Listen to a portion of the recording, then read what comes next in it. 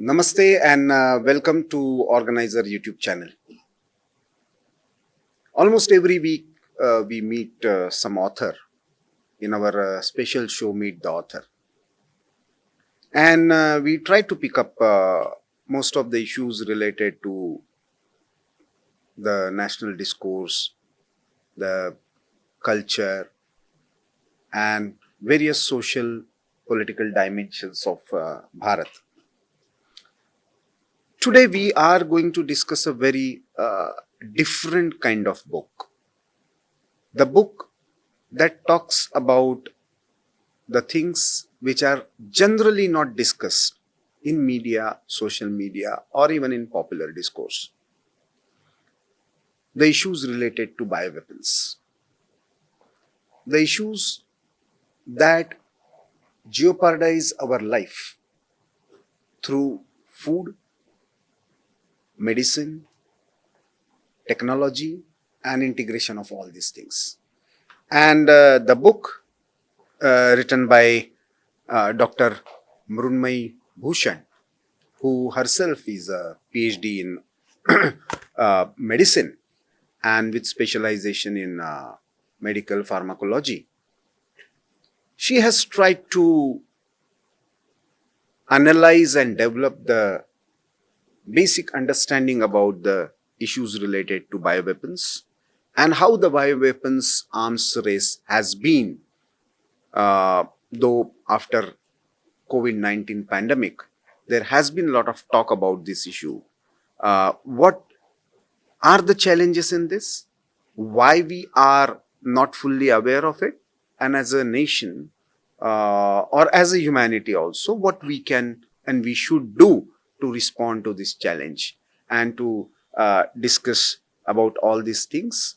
Author of the book itself, Silent Weapons, Deadly Secrets. To discuss about the book, the author, Dr. Mrinmayee Bhushan, is there with us. Welcome, Mrinmayee ji, and thank you for sparing your time and coming to organize a studio. First of all, coming from a research background, purely in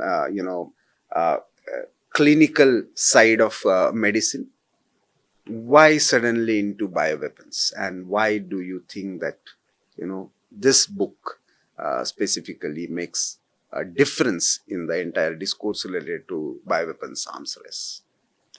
Dhanyawad for inviting me here. To answer your question, as a scientist, I was working in a proper scientific field, working in this domain. And during my course of research, I read about the dual use of technologies. Mm-hmm. And my work also was, albeit for the peaceful purpose of it, was slightly related to that. Mm. So I ended up reading about the dual use technologies in this space and happened to read about the Chemical Weapons Convention, Biological Weapons Convention because of my research. And naturally, as a responsible citizen and a scientist, I thought how my country is prepared against such threats. And the more I read about these threats, I realized that there is very little awareness about these threats itself. So that is one of the reasons why I started researching for this book. But, though the talks about the biological weapons and the conventions related to it is a, relatively very recent phenomena. But frankly speaking, when it comes to the warfare, for example, poisoning water bodies or starvation of the enemy camp, these have been the techniques that have been used conventionally.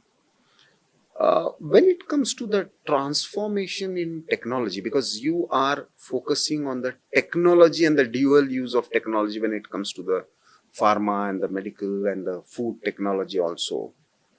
So why do you think and how do you think that the entire concern had changed over a period of time in the last few decades about this entire concept of biological warfare?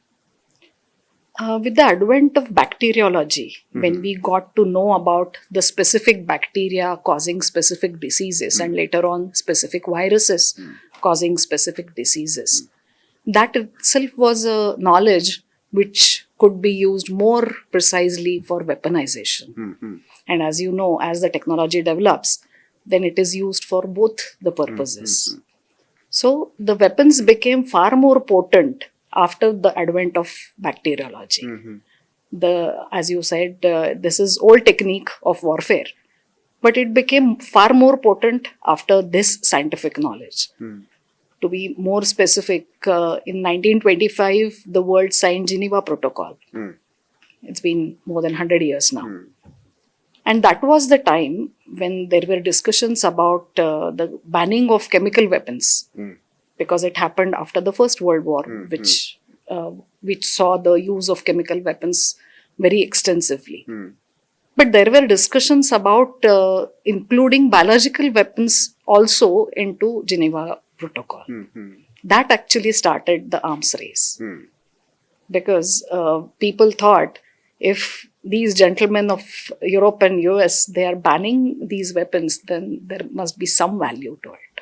But when it comes to this entire issue of dual use technology, entire world seems to be more sensitive about the nuclear side of weapons, where even a little bit of we are seeing this in Iran war also, little bit of effort to we have seen sanctions on India itself, when Pokhran 1 or Pokhran 2 both, and little advancement in nuclear technology always raise a sort of alarm in international community. But that doesn't seem to be the case with biological weapons. What is the reason behind this? To compare it with nuclear weapons, usually the biological weapons are classified under the weapons of mass destruction category, along with chemical and nuclear and radiological, CBRN category of weapons of mass destruction. Right. But when we talk about the nuclear weapons, everybody remembers the mushroom cloud, very visual effect and mass casualties. As against that, the biological weapons are the silent killers. And you can say the prominent features of biological warfare is plausible deniability,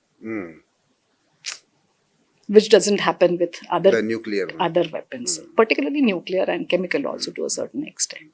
So there is very little discussion, particularly in India, about biological weapons, and very little awareness about this threat landscape also.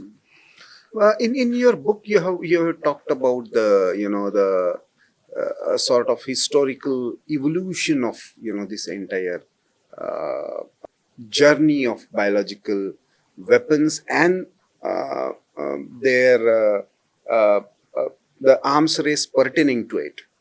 So how would you see this evolution, right? As you started with 1925 Geneva Convention, then various protocols coming, and still, as you said, WMD has been talked about as a single category, but still biological weapons. So where and how this idea of bioagents or animals and humans, used as agents or experimental agents for various purposes, and then it is turned into weaponization, as you have mentioned in your the Japanese Unit 731 case study. So how would you see, and when and where do you think India first time featured in this entire game? To answer your question, I'll give you a small example of Unit 731 itself. Till 1925, as I mentioned, biological weapons were not very, so to say, popular, right? Because the bacteria are very fragile. So you cannot really put them inside a bomb and just drop the bombs, because the biological agents themselves will get destroyed. The Japanese Imperial Army at that time was very innovative. After the Geneva Protocol, they realized the value of biological weapons and they started developing different innovations. To give you one example of the Japanese bombs, they developed they modified their UG-50 Type 50 bombs into biological weapons. How? If you spread the bacteria or viruses on a population or airdrop on a population, very few people will die. Ideally, what should happen is the biological agent needs to be injected inside a body, right? To give you example, how did plague happen? When you get to know about plague is when you see the rats dropping dead. And the fleas on the bodies of the rats, they used to bite humans, and humans used to get infected. That is the technique the Japanese used to develop those bombs. These Type 50 UG bombs, they used to carry 30,000 plague-infested fleas with a rat as in-flight meal. And they used to carry these bombs to population, drop in that population, particularly in Manchuria, in China at that time. So this is the Japanese innovation which actually made biological weapons more effective. When we talk about the Second World War, we usually talk about the Nazis and all sorts Gas of war chambers, crime, gas chambers, Nuremberg trials. But very few people know about Unit 731. Why? The question comes only to those people who go out and read about Unit 731. Because the technology of developing these weapons was too precious for the Western allies and later on even Soviet Union to let go of it. So there was this ethics and morals were pushed under the carpet. This compromise was made, and those senior scientists of Unit 731, they were given pardon for all the war crimes they conducted. All the technology was transported to the United States. Many of the scientists went to United States, just like Operation Paperclip. Those people lived happily in United States without facing any war crime trials. Similarly, the Soviet Union also realized the value. They conducted a namesake trial called Khabarovsk war crime trials, and they also did the deal with the Japanese scientists. That's how the Cold War actually started. Apart from the other arms races, the biological arms race was also Part of the Cold War game.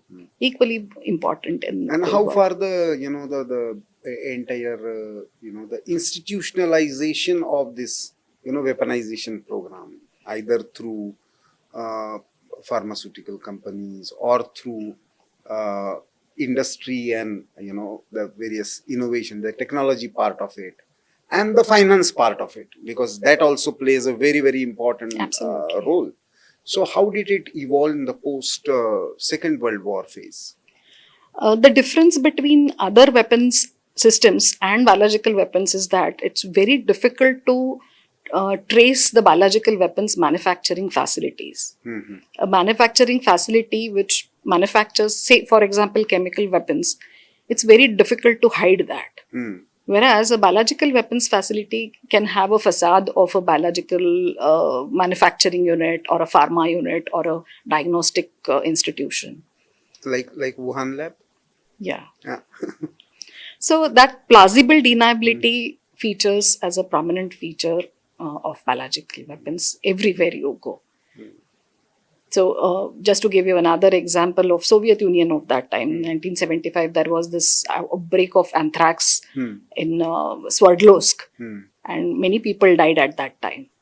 And later on, after the investigation, the Western powers, of course, were looking out for details, and they found out that anthrax was a weaponized strain of anthrax.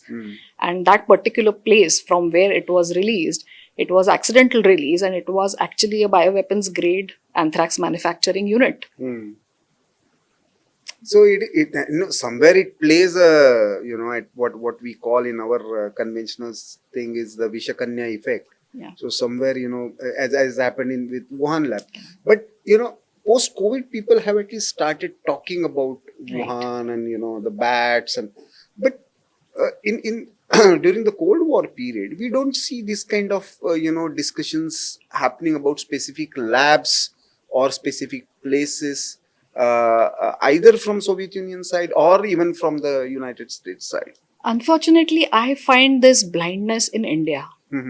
Whereas anywhere you go or you talk to so many analysts all over the world, the world is aware of these threats. They have been talking about weaponization of biological sciences or the guardrails required to it. But for example, if when we as students studied World War I and World War II during our history, we didn't even know about chemical weapons. Forget about biological weapons. What the kind of history that Don't we have go beyond studied, Hiroshima, Nagasaki at the most. that's it. In fact, even for Hiroshima, Nagasaki, there is a connection of biological Biological weapons. weapons. Because during that time, if you remember, during the Second World War, at the fag end of Second World War, the Japanese were sending fugo balloons all across the ocean to In fact, the United States. you have done entire chapter on secret of live balloons and Yeah. the later evolution of that same technology in the Yes, and the during the Cold War declassified period. documents of the American government now show that the fear of biological warfare on American soil was so high that it contributed to the use of nuclear weapons against Japan. I'm not saying it's the only reason, but it definitely contributed to using. That was example of nuclear deterrence against the biological weapons. But as you have dealt in one of your chapters, and I earlier asked you about this. Where does India come in the picture? First time, in Bharat, we started realizing about this as a threat. Whether there was a comprehensive thinking or some accidental realization, or COVID and post-COVID is the first time that we started talking about it in a real sense. In fact, it's been 50 years. In 1975, there was huge uproar and controversy regarding biological warfare. During that time, a senior PTI journalist, Dr. Jairaman, he was a nuclear physicist turned PTI journalist, and he investigated all these controversial experimentation that was happening in India. Just to give you an example, genetically modified mosquito unit of World Health Organization was releasing mosquitoes in Sonepat, in not very far from Delhi, which was supposed to be anti-malaria program, but actually they were releasing the mosquitoes which were responsible carriers for yellow fever. Similarly, other cases were very, very controversial at that time. And that created such huge uproar that first adjournment motion was passed in Indian Parliament at that time, in 1975. The Public Accounts Commission had scathing criticism for the functioning of government at that time, and they had strongly recommended that we need an interdisciplinary body under the leadership of scientific advisor to the Ministry of Defense, very specifically. It's been 50 years. We are still waiting that. And is there any, change in this arms race after the end of Cold War? Arms race has been going on unabatedly because No, but because till then a kind of Soviet Union and its allies were the balancing factor, so there was always some kind of counterbalance. But do you see this more in terms of integration of technology with bioweapon development and the supremacy of the Western world led by America? Do you see a specific change in this process? Because see, why I'm asking you this specific question, because what a change post 1990s with the process of globalization, with the process of evolution of information technology. People generally talk about the terrorism in the form of radical ideology and the people directly taking weapons to kill somebody. But bioterrorism is hardly the topic that is talked about in popular consciousness. But what has happened that through information technology, this injecting certain ideas about your healthcare, about your food habits, even your reproductive, capabilities, everything got hampered, after that. Our lifestyle has been more Americanized since then. So, how far this post-Cold War scenario has played a role in this, normalizing the weaponization program? Yeah. Post Cold War, what happened actually was there are two sides to it. One is the uh, narrative warfare that we see, that how what is a modern world and how you as a nation should be, or how as a family you should be, what you should be eating and what you should not be eating, and what is modern lifestyle. That is one side of it, and there is constant narrative building that is going on. And on the other side of it, there is this convergence of emerging technologies that is happening, which is actually lowering the barriers of weaponization of life sciences.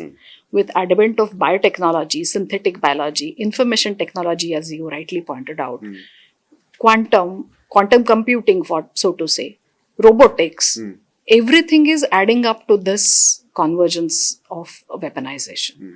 I call it a Sagar Manthan, modern Sagar Manthan, which is giving out both halahal and amrut. When we talk about the advent of neurotechnology, where you have brain computer interfaces, which is helpful for a quadriplegic person to walk, the same can be weaponized for neuro warfare. Rather, it is being weaponized for neuro warfare. So, this convergence, this Sagar Manthan has already been happening extensively. It's for us to be aware of that. Recently, when the entire terrorist network was blown out and a lot of various terrorism, I should say, weapons or agents or whatever, and then Red Fort attack happened, and one of your favorite areas where you have been talking about this threat, the rising part of. Yes. So, where did it start? Because you have discussed the case of Wipro 2017 attack in this book. Yes. So, where and how, which was otherwise supposed to be a very, very simple, classic example of, otherwise peaceful purpose, I should say, turning into a weaponization program. So where do you see the roots for this, and how dangerous is this entire scenario? When we look at the biological threat landscape as such, anything and everything can be weaponized, right? So when we talk about rising threat, unless you are aware of the actual threat, either you will be panicked or you won't be prepared. Both is equally dangerous. We have seen during COVID times that panic is very counterproductive as far as preparedness is concerned. So you need to understand the threat, whether it is ricin or 30,000 times more toxic botulism toxin. You need to understand the threat, what ricin can do, what botulism toxin can do, or how any toxin or any biological agent can be weaponized and how effective it would be. Unless you understand the gradation of that, the preparedness would be incomplete. But as I asked, where did it start? This, the basic idea of weaponizing this kind of rising, but because what we have seen is this, it's starting with the medical fraternity, which is again a very close Yes. part of your research, and some of them coming from Kashmir, and then the terrorism has taken a totally different angle. First time we heard about this in media. So as an expert on this, how do you see the seriousness part of it, and where did it start? The white collar radicalization is one of the most dangerous domains when we talk about this threat landscape, because when a doctor who's supposed to treat the patient starts weaponizing the biological agents, so to say, whether it is a toxin or a bacteria, then it becomes very Or for difficult that to. matter, even medicine and vaccines. Yes. Then it becomes very difficult for anybody to, or any nation to prepare against. But the primary requirement is awareness. Because unless you look at the awareness side of it. So, you know, in the book, the last part you have talked about the bioterrorism threats in India, and it's the emerging threats to India's national security. Yes. So, how would you present a picture for a layman? Where are those threats and where are the realistic national security? How should we look at this entire biological weapons scenario from national security point of view? Sure. As I have discussed in details about weaponization of public health, right? So, when we look at any biological threat, weaponization of public health is a very common feature. I'll give you two examples in this. One is weaponization of public health, or how you can use the public health infrastructure itself as a surveillance network. A few months back, or rather a year back, there was this neurotoxin outbreak in Badhal in Rajouri district. It's a border district, right? But that neurotoxin case that happened in some 3 families, some people died. That information reached the capital after 1 month. Because public health is a state subject. Right? But when it happens in a border district, the information should come immediately to the center or any surveillance network. It should be caught in a surveillance, right? This is where actually the building of public health infrastructure comes. If we have the robust public health infrastructure where the reporting happens in real-time basis, then this information would come very quickly. If tomorrow our adversary on the western side decides to do any such experimentation or probably some covert attack, then we should be prepared for that. Right? So, if we have that robust public health surveillance infrastructure in place, where we have public health under the concurrent list rather only as a state subject, then that can be formalized. This is one case.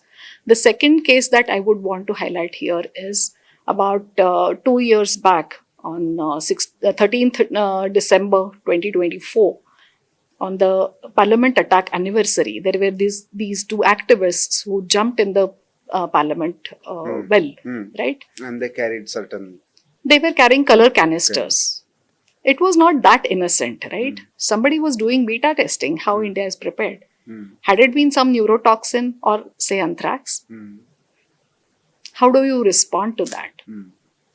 So these are the kind of scenarios where we need to be aware of the entire threat landscape. Then only we'll be able to anticipate such threats. Something happening on parliament attack anniversary day, it is not that innocent. So this is where the bioterrorism comes, because when we talk about biological warfare, none of the responsible nations will attack another nation overtly. Usually what they would do is via some terrorist organization, the 2.5 front warfare that we always talk about. Even for that matter, inadvertently or inadvertently, maybe, some campaign or some, usage of certain medicine or certain vaccine also can play a role in this entire game. And maybe a vaccine producer also do not know what exactly they are promoting. They Exactly. may be doing just a business for. Yeah. And unless you look at it from biodefense perspective, you wouldn't look at that as a threat. Because there is a lot of, experimentation and testing part involved in this. But basically either these, experimentations happen either on animals or they are done somewhere outside India without considering specific Indian scenario, and then suddenly, as a part of campaign for certain, so The studies are funded by some philanthropic organizations with ulterior motives. Unless we have our own clinical data based on the biodefense perspective of it, not only public health. And this is exactly that was emphasized 50 years ago. You have been a votary of, the interdisciplinary or rather integral approach in handling this. So what are the, which are the actors and what are the, disciplines do you see as, because what I find, I have also been a student of international politics and strategic studies, that the people who generally understands technology do not understand national security, and people who are generally expert in national security do not understand. You are a very different kind of blend, where you come basically from the pharma or the medicine side, and still you are talking about national security. So when we are talking about the interdisciplinary or integral approach to address the issue of uh, weaponization of biological agents, one, and two, the various agencies or the actors that need to work together to address this challenge. So which are the disciplines and which are the actors you find identify that they should work together? Usually, whenever we talk about such complex subject, we look at the precedents. So, when we look at what other nations are doing, particularly the advanced nations are doing, the biodefense strategy of United States, it's under development for last 20 years and still work in progress. Okay. Because this landscape is so complex that it is, as you rightly said, it's very transdisciplinary, interdisciplinary, with just so many stakeholders in that, state versus center, and then various ministries, along with the security agencies and defense forces all rolled up together. So it's not easy task. But many developed nations have been successful in creating such transdisciplinary platforms where the public health and biodefense are looked at on the same platform. In fact, even World Health Organization also recommends increased civil military cooperation as far as biodefense is concerned. So we need to take cues from these already people have been doing all these developments. We don't have to reinvent the wheel. Of course, you cannot do control C, control V. We have to create our own systems to our own environments. But this is very much a doable effort, which is at least 50 years ago, it should have happened. So it is And already in terms overdue. of population, in terms of population density, in terms of immunity, India has a very different kind of pattern. Yeah. So there should we look at some different kind of experimentation and scenario also while dealing with this. Absolutely. Actually, what is lacking, it's not that we are not doing anything. All the stakeholders are doing fantastic job. What is required is unique Indian vision. That is missing. What we are doing is we are looking at the Western world, What what you they have are called as doing, the copycat approach. yeah, and just doing. They are doing One Health approach. We are doing One Health approach. Is this something that is must? What is required is that original thought process. We are not looking at Ayush technologies, Ayush methods of treatment.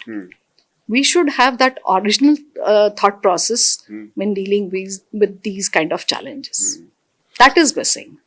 In the last part of your book, after discussing this entire evolution, you have come back to China and its quiet wars. Of course, people openly or discreetly have been talking about what happened after the COVID experimentation and after that. But why you are specifically talking about China's quiet war?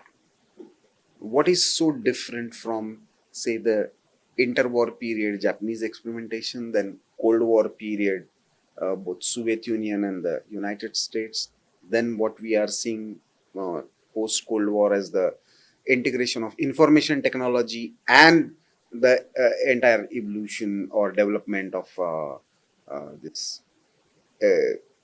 integration of public health discourse and weaponization of biological weapons.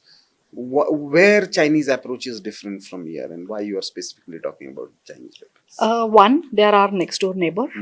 So it is very much relevant for us to understand what they are doing and how they're doing. More importantly, what we need to understand is why they're doing it. What is their motivation? As you remember, they were at the receiving end of Unit 731 war crimes. And that denial of justice against those war crimes has been the motivation of the entire Chinese population. It's not just the CCP that we are talking about, right? So it's not just our problem because they are our neighbors. Entire world should be worried about it. And if you look at it technologically, they are equally technologically advanced as United States. In some areas, they are ahead of the United States. That's where you have spoken about the neuro strikes. Yeah. And of course, the documents that I am referring to, they are American publications which want the entire world to target neurostrike program of China.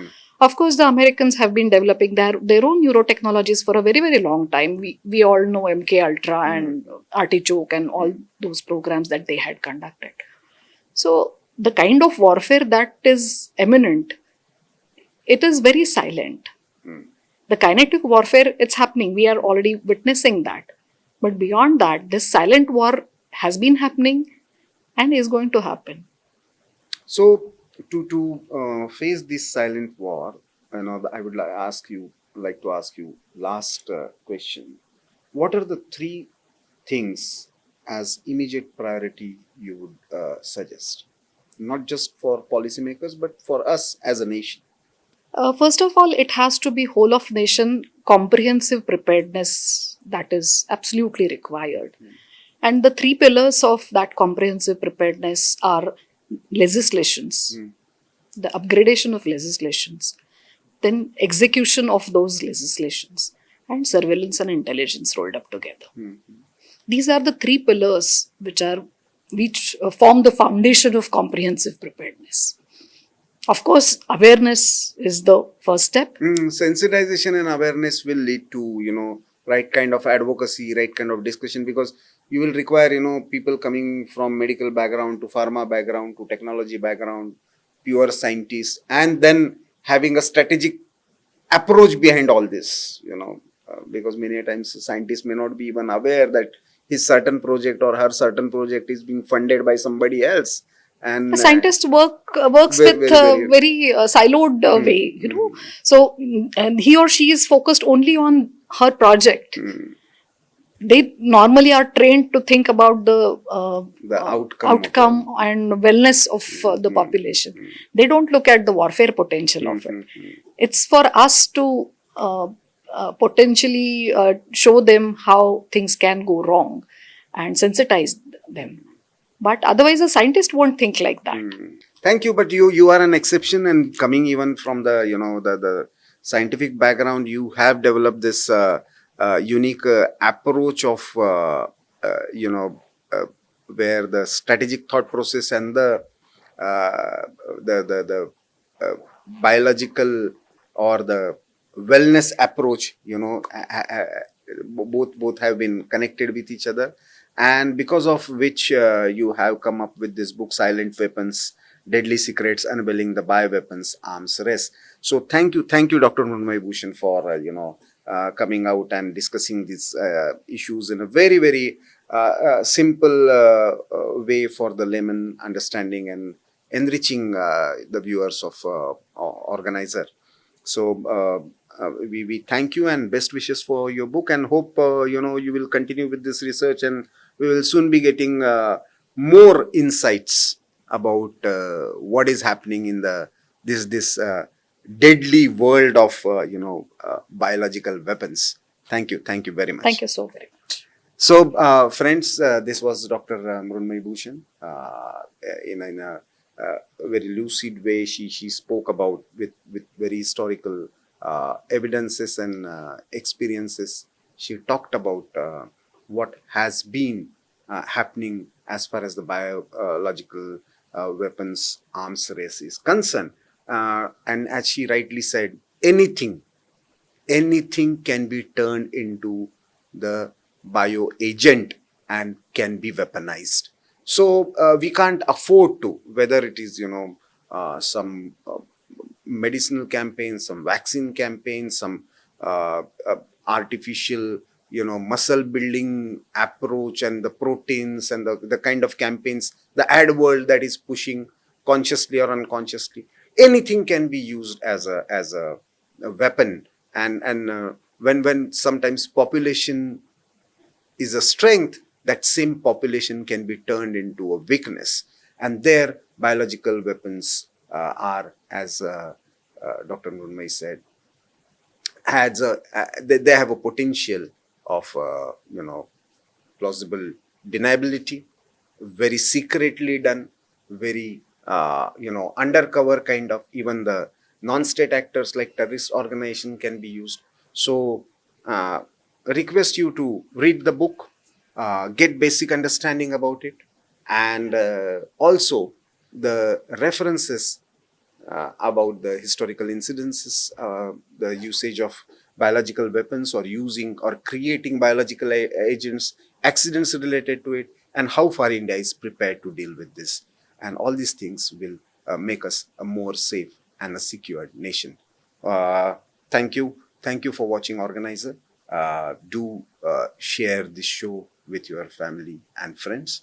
Subscribe Organizer Weekly. Be voice of the nation. Thank you. Thank you very much.